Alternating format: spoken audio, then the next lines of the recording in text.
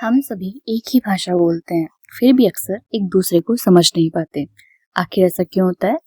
क्योंकि शब्द सिर्फ बाहर सुनाई देते हैं, लेकिन उनका असली अर्थ मन के भीतर बनता है। हर इंसान के दिमाग की अपनी एक छुपी हुई भाषा होती है, जो उसे सोचने, समझने और निर्णय लेने के तरीके को तय करती है। आज हम इसी अदृश्य भाषा, इनविजिबल लैंग्वेज को से समझेंगे।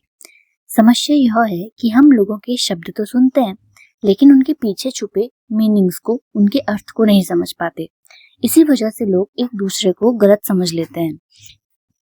रिश्तों में दूरी आ जाती है और कई बार हमारी सबसे अच्छी बातें भी असर नहीं कर पाती।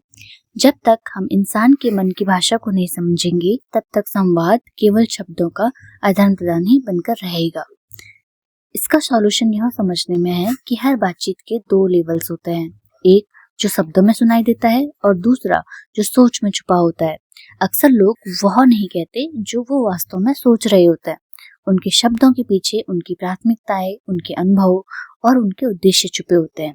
जब आप इन संकेतों को समझना सीख जाते हैं, तो बातचीत केवल सुनने तक सीमित नहीं रहती, बल्कि समझने में बदल जाती है।